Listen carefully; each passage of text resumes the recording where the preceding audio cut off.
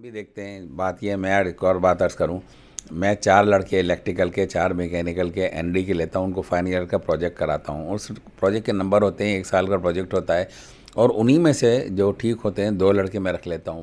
अगर कॉन्ट्रैक्टर गलती करता है तो that can be rectified, consultant गलती करता है तो वो गलती लाखों में बैठेगी, जाके उसको रेक्टिफाई करना। इंडस्ट्री पे तवज्जो देने का मतलब ये नहीं होता कि हम क्वालिटी में कंप्रोमाइज़ कर लें। यस, क्वालिटी बड़ी अहम है, लेकिन अगर आप उनको चांस ही नहीं देंगे तो क्वालिटी कैसे इम्प्रूव हो सकती है। बहुत सालों पहले हमने एक लोकल मैन्युफैक्चरर को ऑर्डर दिया था, पैकेज यूनिट भी बन रहा है, उनको ऑर्डर दिया था। वो मेरा सेंट्रल एशिया का एक प्रोजेक्ट था। वहाँ पर कोई 32 ये पैकेज यूनिट थे, हीटिंग कूलिंग दोनों थी। जब वहाँ पर मैंने उसको ले लिए, लगवा दिए, जब ऑपरेशन उसको किया गया तो उसमें से 18 यूनिट के हीटिंग कॉयल फट गए। मैं चाहूँगा कि आप माशाल्लाह इंजीनियरिंग पोस्ट इतने अरसे से निकाल रहे हैं, तो टेक्निकल पेपर तो और भी ज़्यादा डिफ़िकल्ट होते हैं, लेकिन आपने माशाल्लाह जिस तरह कंटिन्यू किया है और उसकी वजह से इंडस्ट्री को बड़ी सपोर्ट मिलती है। तो मैं तो यही कहूँगा कि प्लीज़ कीप इट अप, करते रहें, इंशाअल्लाह ताला बेहतरी आएगी। वरना टेक्निकल पेपर कंटिन्यू करना इतना आसान नहीं होता। आप लोग की बड़ी मेहनत है, आई अप्रिशिएट।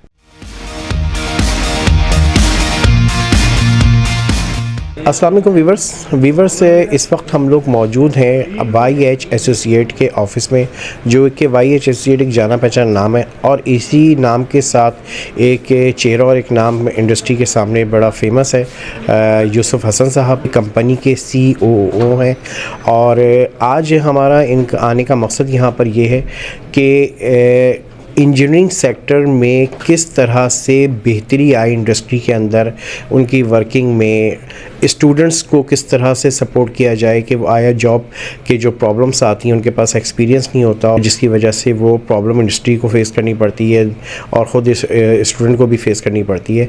इसके हवाले से भी कुछ टॉपिक है, तो इसी तरह के कुछ कंसल्टेंसी के हवाले से भी टॉपिक हैं। तो कुछ ये इंपॉर्टेंट टॉपिक हैं जो कि आज यूसुफ साहब से डिस्कस करेंगे। तो अस्सलाम वालेकुम यूसुफ साहब। वालेकुम अस्सलाम। अच्छा यूसुफ साहब, बहुत बहुत शुक्रिया, आपने हमें टाइम मौका दिया बात करने का। अच्छा, सबसे पहले तो सर, इंडस्ट्री में आपने डिस्कस किया है अक्सर व बेशतर कि पाकिस्तान में हमारे पास कुछ ऐसे इदारे नहीं हैं या हमारे पास कोई ऐसा सिस्टम नहीं है कि यहाँ के जो स्टूडेंट्स जो हैं वो जब निकलते हैं अपनी इंडस्ट्री में तो बड़ी प्रॉब्लम फेस करनी पड़ती है, और यहाँ एक ज़ाहिर सी बात है कि उनको काम भी नहीं आता है और फिर उनको जॉब की भी प्रॉब्लम आती है। तो सर, इस हवाले से आप क्या कहते हैं, इसके हवाले से थोड़ा डिस्कस करें। पहली बात तो बहुत शुक्रिया, आपने टाइम निकाला यहाँ पर इंटरव्यू के लिए है, जज़ाकल्लाह। और मैं समझता हूँ कि इस तरह की बातचीत से, इंटरव्यू से भी अपनी बात आगे बढ़ाने का मौका मिलता है। आपका बड़ा वैलिड क्वेश्चन है, चूँकि मैं एक छोटी सी बात अर्ज़ करूँ, मैं स्टेट बैंक ऑफ पाकिस्तान का जो एग्जीक्यूटिव इंजीनियरिंग बोर्ड है, मैं उसमें रहा हूँ और उसमें काफ़ी लोगों के इंटरव्यू लेता रहा हूँ। उसमें ये होता है, बाज़ वक्त में 3 जगह इंटरव्यू होते थे, कराची, इस्लामाबाद और लाहौर। बाज़ वक्त में इस्लामाबाद गया, लाहौर गया, मालूम कैंडिडेट तो 32 हैं, लेकिन प्रॉब्लम ये आ गई उसके अंदर कि बेचारे कई 1-2 साल से, 3 साल से BE करके बैठे हुए हैं, और बैठने के बावजूद क्या हुआ कि उनको जॉब नहीं मिल रही। जिस वक्त इंटरव्यू में पूछा गया तो जो उनको आता था वो ही भूल गए। तो उस केस में, उस सिलसिले में मैं ये अर्ज़ करूँगा, मेरी बड़ी ख्वाहिश है कि जिस तरह मेडिकल का प्रोफेशन अगर आप देखें, वहाँ पर house job is the mandatory requirement है। कोई भी डॉक्टर उस वक्त तक बन नहीं सकता जब तक कि वो 1 साल का हाउस जॉब नहीं कर ले। तो मेरी ख्वाहिश ये है कि हमें अपनी मैकेनिकल HVAC जो इंजीनियरिंग फील्ड है, इंजीनियरिंग के अंदर भी हमको हाउस जॉब जो है लाजमी तौर पर ये कराना चाहिए। ये कर सकते हैं, फॉर एग्ज़ाम्पल पॉलीटेक्निक 3 साल का डिप्लोमा होता है, या BTech वालों को हम 6 महीने का हाउस जॉब करा दें, और जो BE करके निकल रहे हैं उनको 1 साल का हाउस जॉब कराएँ। And that should be mandatory for getting there degree.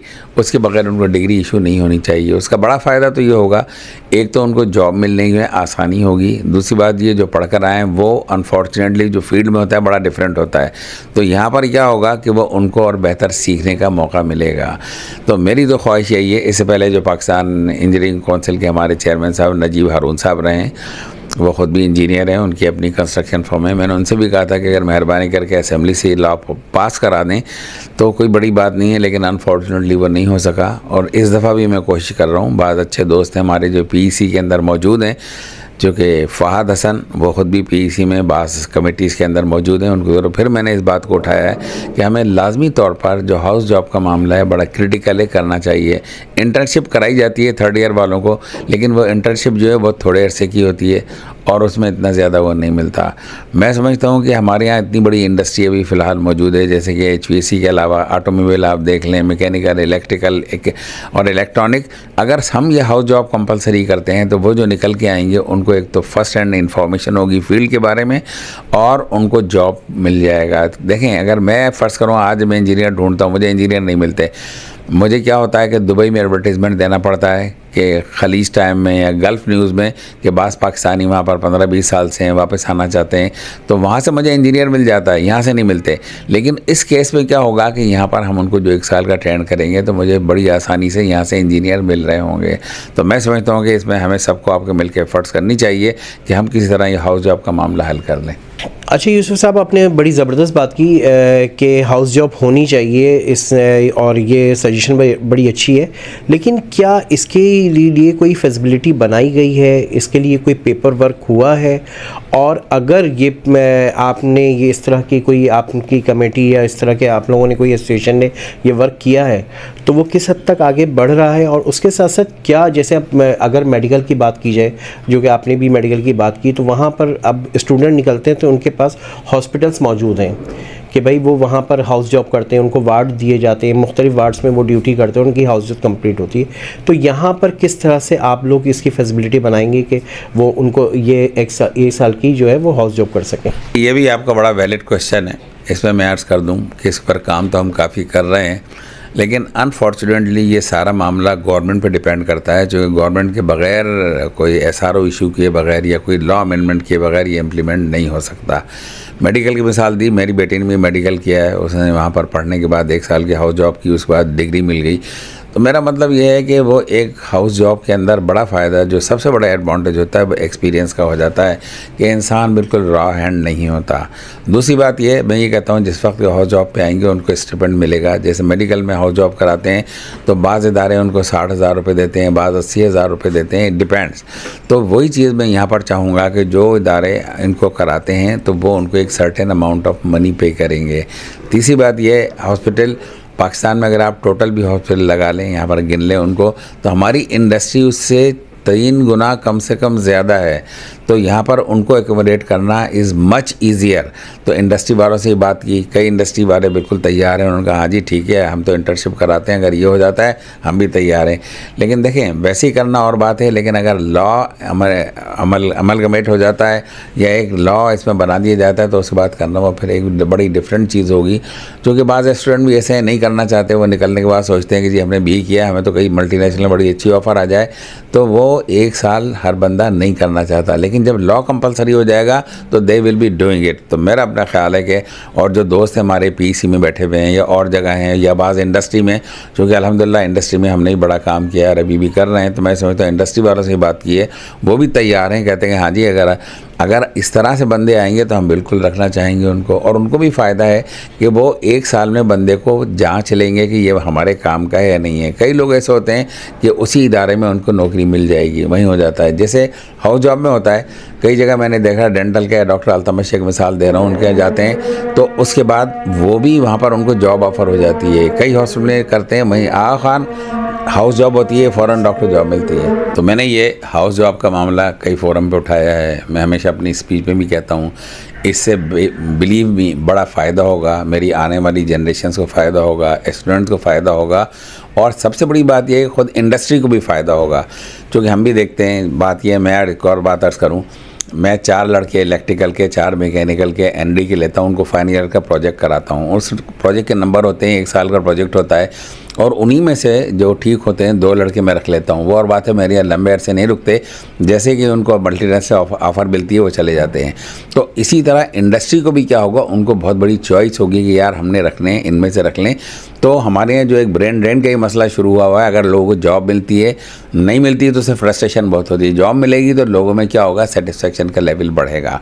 तो मेरा तो फिर मैं रिपीट करूँगा कि आप जैसे लोग भी अपने मैगज़ीन में इस चीज़ को करते रहें, मैंने टीवी पे एक दो दफ़ा कहने की कोशिश की, लेकिन टीवी पे हमारे वो सियासतदान साहिबान की लड़ाइयाँ तो दिखा सकते हैं, टेक्निकल चीज़ें नहीं दिखाते इस तरह की। सर ये भी एक चीज़ से बड़ी ज़रूरी, जहाँ पर स्टूडेंट की बात हो रही है, एक्सपीरियंस की बात हो रही है, वहाँ पर सर कंसल्टेंसी जो कि आपका एक शोबा है, सर आप क्या समझते हैं कि कंसल्टेंसी पाकिस्तान की किस लेवल पर वर्क कर रही है, और इस जो छोटे कंसल्टेंट हैं यानी कि स्मॉल जिनका बिज़नेस है, तो उनको क्या इस पर तवज्जो देनी चाहिए और किस तरह से आगे इस चीज़ को लेकर आएँ? आप क्या समझते हैं कि यहाँ पे सारे मौक़े होते हैं, कंसल्टेंटी में सारी चीज़ें आपको प्रोवाइड की जाती हैं जो कि बहुत ज़रूरी हैं? जी, मेरे ख़्याल में ये भी आपका बड़ा अच्छा सवाल है। Consulting is a vast field काफ़ी बड़ी फील्ड है।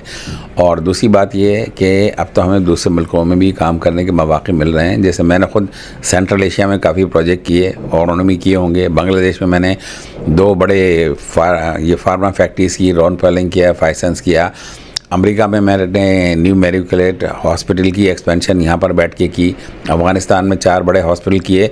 तो अगर हम बाहर भी कंसल्टिंग में जिस तरह और भी कंसल्टेंट कर रहे हैं, और अगर प्रोवाइड करेंगे, एक तो हमें फ़ॉरेन एक्सचेंज मिलेगा उससे, और गवर्नमेंट ने एक बात बड़ी अच्छी की है कि अगर आप बाहर कंसल्टिंग सर्विस प्रोवाइड करते हैं, वहाँ से जो पैसा आता है उस पर टैक्स सिर्फ 1% है।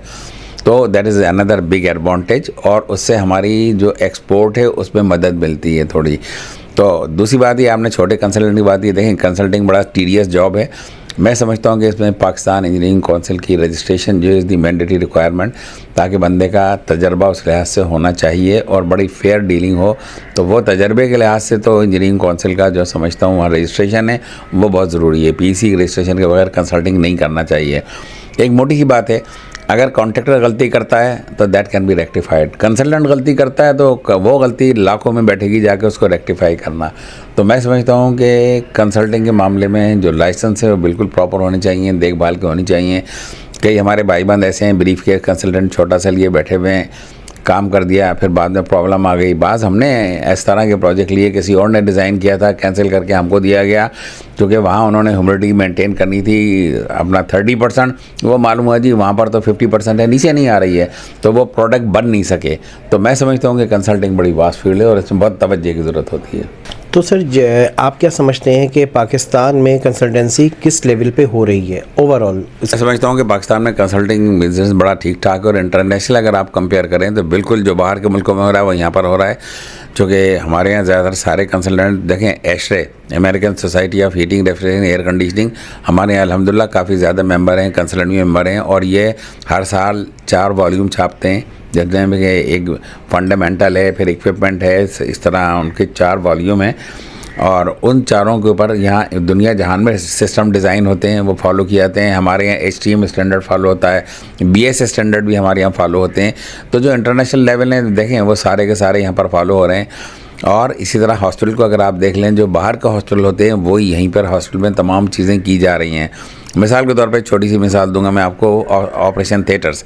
एक ज़माना था कि ऑपरेशन थिएटर यहाँ डिज़ाइन होते थे कि एक एरेंड लिया, उससे आपने 4 या 5 ऑपरेशन थिएटर कर दिया। खुद आगा खान में भी ये था।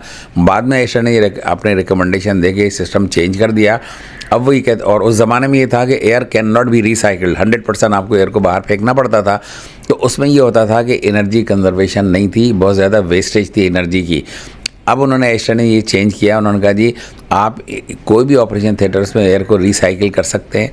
मिसाल के तौर पे 20 एयर चेंजेस आपने डिज़ाइन किया है, 16 रिसाइकिल करें, 4 एयर चेंजेस बाहर आप उसको डिस्चार्ज कर दें, फेंक दें। लेकिन एक air handling unit must serve only 1 operation theatre. अब वो 1 से 2 नहीं कर सकते, और उसकी एक बड़ी वजह ये है, एक तो एनर्जी कंजर्वेशन है, दूसरी बड़ी वजह जो है, जिस वक्त के बंदे की स्टिचिंग करते हैं ऑपरेशन के बाद, तो बंदा बुरी तरह शीवर कर रहा होता है, तो इमीडिएटली उसका टेम्परेचर बढ़ा के 27 करना पड़ता है। कहाँ ऑपरेशन चल रहा है 20 पे, तो उसको 27 करते हैं। तो अगर आपने 1 से 2 भी कर दिया, तो एक में ऑपरेशन चल रहा है, दूसरे में स्टिचिंग चल रही है, तो मुनासिब नहीं है।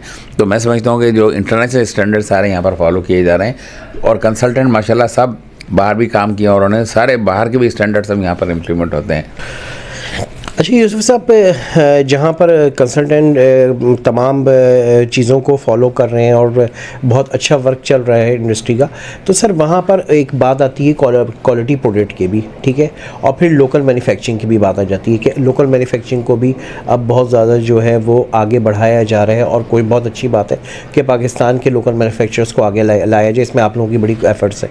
सर इसके हवाले से भी थोड़ा सा आप डिस्कस करें कि लोकल मैन्युफैक्चरिंग की प्रोडक्ट्स किस तरह की होनी चाहिए, किस लेवल पे आनी चाहिए, क्या जो ये कुछ अरसे से कोशिश की जा रही है तो यहाँ के इंडस्ट्रियलिस्ट जो हैं वो इस चीज़ को फॉलो कर रहे हैं, और किस लेवल की क्वालिटी प्रोडक्ट होनी चाहिए?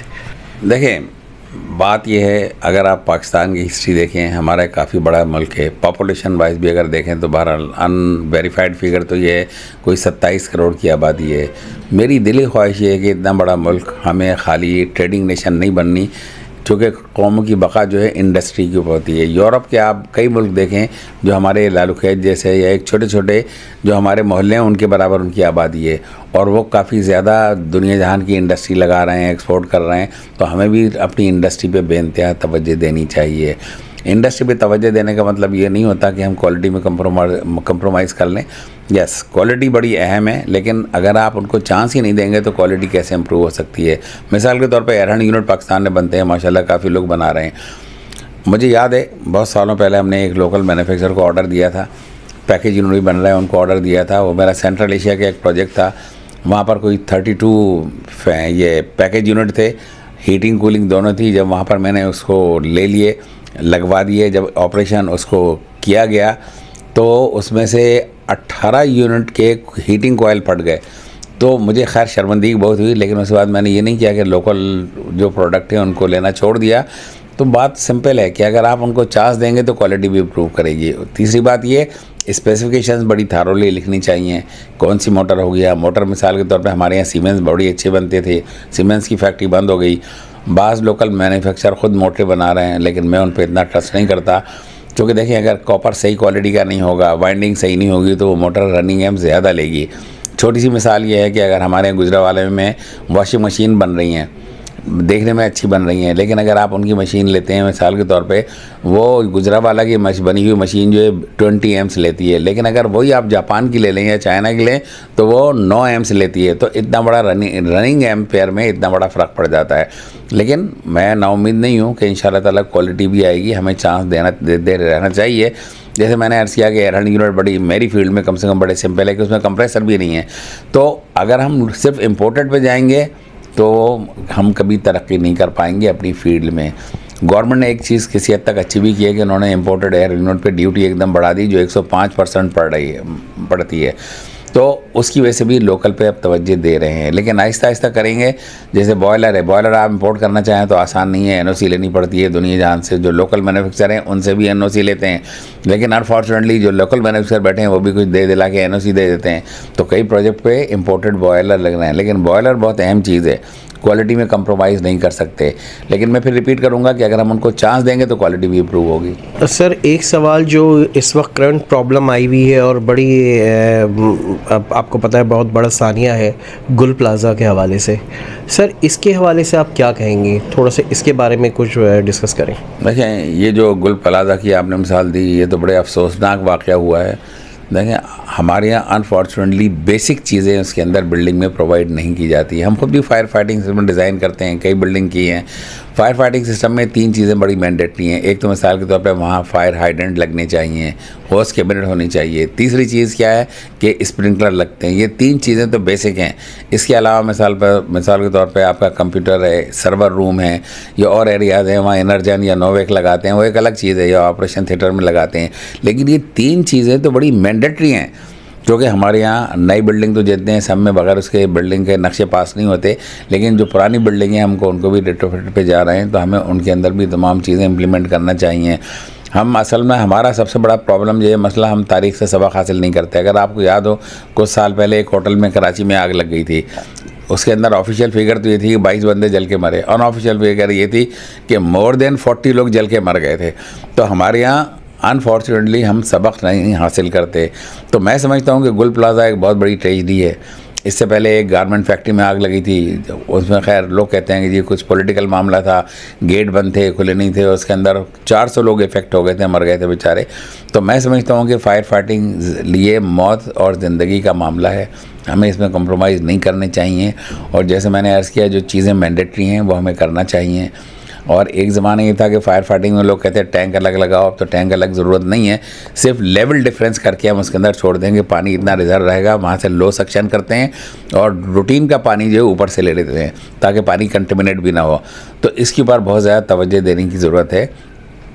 इसमें हमारे पास लोकल मैन्युफैक्चरर बैठे हैं, हसीन अबीब मैं नाम ले दूंगा, बहरहाल 2-3 और भी हैं, महराज लिमिटेड है, ये लोग बड़ा काम कर रहे हैं और इनकी भी बड़ी सर्विसेज हैं और ये लोकल इक्विपमेंट बना रहे हैं। तो अगर इनका इक्विपमेंट देखें तो अभी इतना कॉस्टली नहीं है, सिर्फ अगर लॉ मैंडेटरी कर दिया जाए। जैसे टेक्सटाइल मिल देखिए इतने सारे लगे हैं, हमने कई हॉस्पिटल किए हैं, खान में पहले स्प्रिंकलर नहीं लगता था, अब सब में स्प्रिंकलर लगा रहे हैं, या हम और बिल्डिंग कर रहे हैं इंडस्ट्रियल। अभी एक बहुत बड़ी हमने टायर फैक्ट्री की है जो साउथ एशिया की लार्जेस्ट टायर फैक्ट्री है, जहाँ वो 5000 टायर पर डे बनाएंगे, पूरे में उन्होंने स्प्रिंकलर लगाए, कंप्लीट फायर फाइटिंग सिस्टम लगाया, हाइडेंट भी लगाए, होस कैबिनेट लगाए और स्प्रिंकलर भी सारे में लगे हुए हैं। ऑल्दो इट वाज एक्सपेंसिव, लेकिन उन्होंने तमाम चीज़ें दी हैं, चूँकि इंसानी जान से बढ़ के कोई चीज़ नहीं है। मालिक कुरान में फरमाता है कि जिसने एक इंसान की जान बचाई उसने इंसानियत की जान बचाई। हमारा मुसलमान का ताल्लुक़ नहीं है, इंसानियत की बात की गई है। तो मैं समझता हूँ कि ये बहुत ज़्यादा ज़रूरी है। गुल प्लाजा के वहाँ पर मैंने चक्कर लगाया था, उस वक्त जिस तरह लोग रो रहे थे, औरतें रो रही थी, अपने प्यारों को ढूंढ रही थी, रोंगटे खड़े हो रहे थे। तो हमें इस तरह के हादसा से बचने के लिए तमाम चीज़ें करनी चाहिए। अच्छा यूसुफ साहब, आप चूँकि ज़ाहिर सी बात है कि आप YHSCAT के हवाले से प्लेटफॉर्म से भी आपसे भी डिस्कस हुई चीज़ें हैं। सर ये थोड़ा सा, अब आप जो कि HPCR के प्रेसिडेंट भी हैं, तो और HPCR की एक्सपो अब माशाल्लाह से बिल्कुल सामने मौजूद है, करीब तरीन है। तो सर अब आप क्या कहेंगे HPCR सोसाइटी के एज अ प्रेसिडेंट, आप की क्या कोशिशें हैं, क्या जारी है वर्क, और इसके साथ साथ एक्सपो करीब है, उसके हवाले से आप क्या कहेंगे? देखिए, मैं उस लिहाज से बड़ा लकी हूँ कि मुझे जो टीम मिली है, एग्जीक्यूटिव काउंसिल है जिसमें कि 15 मेंबर्स हैं, मेरे 17 मेंबर हैं मिल के, सब लोग माशाल्लाह बड़े दिल जमी से काम कर रहे हैं। कराची में जो टीम बैठी है, मेरे जो चैप्टर चेयरमैन है खालिद हैं, आले हैं, और जो लोग नहीं भी पोस्ट होल्ड कर रहे हैं वो भी माशाल्लाह दिन रात लगे हुए हैं। तो मैं समझता हूँ कि कराची की एग्जीबिशन पूरे पाकिस्तान में ज़रा यूनिक उस लिहाज से होती है। हमारी वजह से लाहौर में भी बड़ी सक्सेसफुल हुई है और भी हैं, लेकिन कराची में चूँकि एक मेगा इवेंट होता है तो इस लिहाज से की जाती है। और मैं चूँकि एस्टे का भी एक ज़माने में एक्सटे चैप्टर का प्रेसिडेंट रहा हूँ, थोड़ा तजर्बा है। एस्टे की भी एग्जीबिशन होती रही है, कुछ अर्से पहले भी हुई। तो कोशिश होती है कि जो कल चीज़ की गई है वो आज हम जो करने जा रहे हैं वो कल वाली से बेहतर हो। तो स्टॉल माशाल्लाह काफ़ी बुक हो चुके हैं, लोग बड़ा इंटरेस्ट ले रहे हैं। और मैं समझता हूँ कि बाहर के भी कुछ लोगों ने आने थे, लेकिन अनफॉर्चुनेटली आजकल वीज़ा का भी प्रॉब्लम है। हमारे चाइनीज़ फ्रेंड हैं, बहुत सारे आना चाहते थे, लेकिन वीज़ा का मसला है, चूँकि गवर्नमेंट ने उनकी सिक्योरिटी बहुत ज़्यादा टाइट की हुई है। जैसे मेरे पास बास चाइनीज़ अगर आएँ तो उनके लिए बम प्रूफ गाड़ी हो, फलाना हो, तो इतना आसान नहीं होता। लेकिन मेरे बहुत से टर्किश फ्रेंड हैं, मैन्युफैक्चरर्स हैं, वो भी आना चाहते हैं। और एक अच्छा प्लेटफॉर्म इस तरह होता है कि जब वो यहाँ पर आते हैं, हम उनसे कहते हैं यार आप किसी लोकल पार्टनर के साथ जॉइंट वेंचर करो, चूँकि अगर आप यहाँ पर लगाओगे एक तो डिलीवरी पीरियड बड़ा कम हो जाएगा, नंबर 2 उसके अंदर कॉस्ट इफेक्टिव होगी और पाकिस्तान को भी इंडस्ट्री आगे चलाने का मौका मिलेगा। तो कई लोगों ने, मुझे खुशी है, लाहौर में ही बाद मैन्युफैक्चर ने लोगों के साथ जॉइंट वेंचर किया है, इक्विपमेंट बना रहे हैं, जैसे रन यूनिट बना रहे हैं, पैकेज यूनिट बना रहे हैं। VRF का भी शुरू नहीं किया, लेकिन बाद मैन्युफैक्चर ने कहा बिल्कुल हम करने जा रहे हैं। तो जो कहना चाहिए ट्रांसफ़र ऑफ टेक्नोलॉजी की बात है वो आजकल ज़ोरों शोर से चल रही है। तो मैं समझता हूँ कि इंशाअल्लाह ताला आइंदा आने वाला फ्यूचर जो है बहुत ही अच्छा होगा। कॉन्फ्रेंस का जो थीम है, दुनिया जहान में थीम एक फ़िक्स किए जाते हैं। हमारे यहाँ भी जो एक पेन थीम दिया है, एक तो बिल्डिंग की रेट्रोफिट है जो कि आजकल इंटरनेशनली इसके ऊपर कॉन्फ्रेंसेस भी हो रही हैं, और पुरानी बिल्डिंग बनी है, किस तरह किया जाए, क्या किया जाए, तो मेन थीम वो है। लेकिन और भी टॉपिक बड़े अच्छे हैं, स्पीकर हमने बड़े अच्छे लिए हैं। देखें, जहाँ तक कॉन्फ्रेंस में अटेंडेंस का सवाल होता है, ये डिपेंड करता है कौन पेपर पढ़ रहा है। कई दफ़ा ये हुआ कि हमने अच्छे प्रेजेंटर को बुलाया तो माशाल्लाह कॉन्फ्रेंस में फुल अटेंडेंस वहाँ पर मौजूद थी, और उसको लाइवली करने के लिए क्वेश्चन आंसर का भी सेशन रखा जाता है। और जो कॉन्फ्रेंस में आते हैं वो चाहते हैं कुछ चीज़ गेन करें, कुछ चीज़ सीखें।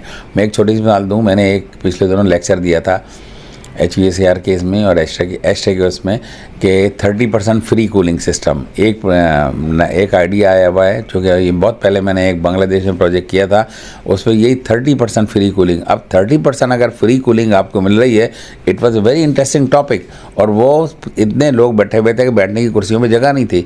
तो लोग जानना चाहते हैं, लोग नई टेक्नोलॉजी के बारे में जानना चाहते हैं। वो और बात है कि मैं इस पर फिर कभी बात करूँगा कि फ्री कूलिंग किस तरह मिल सकती है। तो बात यह है, कॉन्फ्रेंस में सारा डिपेंड करता है कि आपका स्पीकर कौन है और जो वो पेपर पढ़ रहा है लोगों में उसमें इंटरेस्ट कितना है। अगर हम इररिलेवेंट पेपर रख देंगे तो जाहिर बात है आपकी बात बड़ी सही है, कॉन्फ्रेंस में फिर अटेंडेंस नहीं आ सकेगी। हमने HVAC पे बात कर ली, फायर फाइटिंग में बात कर ली, लेकिन एक चीज़ और जो इंडस्ट्री हमारी बड़ी क्रिटिकल है वो प्लम्बिंग सिस्टम है। अगर आप कराची में देखें 80% बिल्डिंग का बेड़ा गर्क हुआ है only because of poor plumbing. जगह जगह जनाब प्लास्टर उखड़ रहे हैं, लीकेज मौजूद है। एक इंसान अपनी सारी जमाशुदा पूंजी जमा करता है और जनाब एक फ्लैट ले लेता है। वो मालूम है फ्लैट के अंदर जगह जगह पानी रिस रहा है, नीचे वाला अगर उसका टॉयलेट ठीक नहीं है तो नीचे वाला सफ़र करता है, सीलिंग हुआ है। तो मैं समझता हूँ कि हमें प्लम्बिंग पे बहुत ज़्यादा तवज्जो देने की ज़रूरत है। हमारे अच्छे कॉन्ट्रैक्टर भी मौजूद हैं। अगर अच्छा मटेरियल लगाया जाए, प्रॉपर टेस्टिंग कर ली जाए, प्रॉपर डिज़ाइनिंग की जाए तो वो नहीं बचेंगे। आप पॉश इलाकों में देख लें, क्लिफ्टन की ब्रिज पे गुजरे हैं, लेफ्ट हैंड साइड पे, राइट हैंड साइड पे देखें कई बिल्डिंग पे प्लास्टर उखड़ रहे हैं जगह जगह। किस लिए कि लीकेज है। वो प्रॉपर डिज़ाइन नहीं किया गया, प्रॉपर टेस्टिंग नहीं की गई। हालांकि हमारे यहाँ मटेरियल भी अब अच्छा मिल रहा है। कई लोकल मैन्युफैक्चरर बड़े अच्छी क्वालिटी के पाइप बना रहे हैं, फिटिंग्स बना रहे हैं, लेकिन हमें क्या है कि वो अनफॉर्चुनेटली वर्कमैनशिप इतनी अच्छी नहीं है, प्रॉपर टेस्टिंग पे तवज्जो नहीं है। हालांकि बिल्डिंग बाय लॉज मौजूद हैं इसके अंदर, तो हमें उस चीज़ पे बहुत ज़्यादा तवज्जो देने की ज़रूरत है। देखिए, मैं आखिर में एक तो आप लोगों के बारे में थोड़ा कहना चाहूँगा कि आप माशाल्लाह इंजीनियरिंग पोस्ट इतने अरसे से निकाल रहे हैं, और मैं समझता हूँ कहीं पर भी टेक्निकल पेपर कंटिन्यू करना इतना आसान नहीं होता। क्योंकि हमारे यहाँ अगर आप देखें, जैसे अखबार है, जंग अखबार को अगर आप देखें, एक ज़माना था कि मेरे बहनों इसमें लंदन में रहे, जंग से रिलेटेड थे, 5 लाख कॉपियाँ छपती थी यहाँ पर। अब जंग अखबार कितना छपता है? 30,000। कहाँ 5 लाख, कहाँ 30,000। तो टेक्निकल पेपर तो और भी ज़्यादा डिफ़िकल्ट होते हैं, लेकिन आपने माशाल्लाह जिस तरह कंटिन्यू किया है और उसकी वजह से इंडस्ट्री को बड़ी सपोर्ट मिलती है। तो मैं तो यही कहूँगा कि प्लीज़ कीप इट अप, करते रहें, इंशाअल्लाह ताला बेहतरी आएगी। वरना टेक्निकल पेपर कंटिन्यू करना इतना आसान नहीं होता। आप लोग की बड़ी मेहनत है, आई अप्रिशिएट। जज़ाकल्लाह सर, आपके इंजीनियर पोस्ट के हवाले से कमेंट्स के, और आप लोगों की हौसला अफजाई जिस तरह से हमारे साथ है रहेगी तो इंशाअल्लाह ताला इसमें मज़ीद बेहतरी आएगी। व्यूअर्स, आपने देखा कि ये YHSCAT के CEO यूसुफ हसन साहब ने काफ़ी अच्छी डिस्कशन की, और जो कि इंडस्ट्री के लिए भी, सोसाइटी के लिए बेनिफिट है। तो इसी तरह की वीडियोस को देखने के लिए इंजीनियर पोस्ट को सब्सक्राइब करें। Thank you.